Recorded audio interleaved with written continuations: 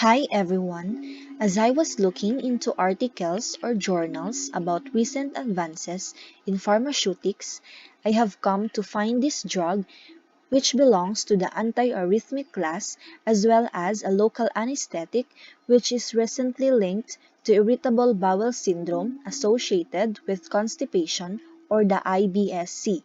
The drug name is Mexiletine. Mexiletine is indicated as treatment for arrhythmia, and certain studies showed that it can restore normal colonic motility in patients with IBS-C and a genetic mutation in SCN5A. The SCN5A gene mutation changed the single amino acids in the SCN5A protein. Channels made with this altered protein allow little or no sodium to enter the cell. That is why cardiac cells with these altered channels have difficulty producing and transmitting electric signals that coordinate the normal heartbeats. Mexiletine inhibits the inward sodium current required for the initiation and conduction of impulses, thus reducing the rate of rise of the action potential. It achieves this reduced sodium current by inhibiting sodium channels, which means this drug works by blocking the certain electrical signals in the heart to stabilize the heart rhythm. Mexiletine is available as 100 and 200 mg capsule with the brand name of Mexitil. It is also available as 150 and 250 mg capsule. Since mexiletine is linked with irritable bowel syndrome associated with constipation, let's have first a short background about the IBS. Irritable bowel syndrome is a common condition with a complex and largely unknown etiology. There is no cure, and treatment options are mainly directed to the amelioration of symptoms. Signs and symptoms of this include cramping, abdominal pain, bloating, and gas. Symptoms were poorly managed, and lack of suitable treatments for this disorder is a major contributing factor to the socio-economic system. Irritable bowel syndrome is the most commonly diagnosed functional gastrointestinal disorder with a worldwide prevalence of 10 to 20%, predominantly among women.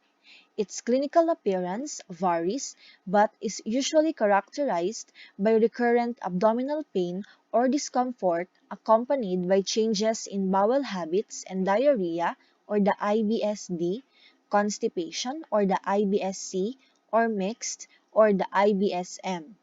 Conventional analgesics such as the NSAIDs are unsuitable for treating the chronic pain originating in the gastrointestinal tract as they are associated with severe side effects, which means irritable bowel syndrome causes reduced quality of life and brings considerable repercussion on health and socio-economic system. That's why researchers found that patients with a subset of IBS have a specific genetic defect, a mutation of the SCN5A gene. This defect causes patients to have a disruption in bowel function by affecting the sodium-gated 1.5 channel, a sodium channel responsible for the pacemaker function of the heart, but is also present on the interstitial cells of Kajal, the pacemaker cells of the gut. It is because mutation of the SCN5A gene may manifest acute and severe gastrointestinal disturbances associated with abdominal pain in humans. Researchers studied the sodium channel of 584 people with irritable bowel syndrome and 1,380 control subjects.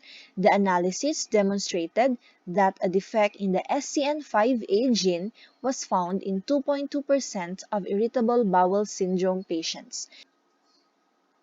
The results were confirmed in a genome-wide association study and replicated in 1,745 patients in 4 independent cohorts of patients with IBS and control subjects.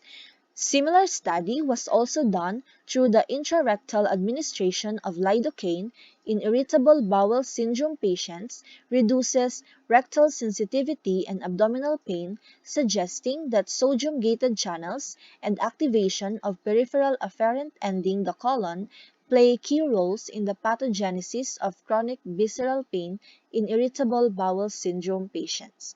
These findings, hence, strengthen the hypothesis that both rare mutations and common variants may be implicated in irritable bowel syndrome.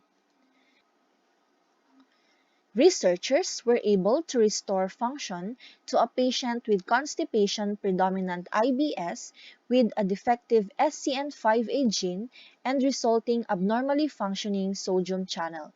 They used a drug called Mexiletine, which restored the function of the channel and reversed the patient's symptoms of constipation and abdominal pain.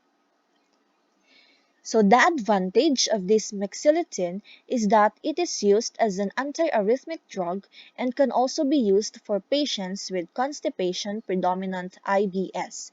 Then, the sodium-gated channel 1.5 in circular smooth muscle may contribute to normal intestinal motility through the modulation of slow-wave activity and muscle contractility, and the bowel movement of the patients with constipation predominant IBS has increased to normal range. As for the conclusion, ion channels are involved directly in the mechanisms of visceral pain and gastrointestinal motility. Therefore, ion channelopathies may be involved in the pathogenesis of IBS. These findings strengthen the hypothesis that both rare mutations and common variants may be implicated in irritable bowel syndrome. Mexiletine is still in phase 1 clinical trial, but the results of this study give researchers hope of finding therapies for these patients as well as the potential treatments for IBS-C. So these are my references in the making of this PowerPoint presentation. Thank you.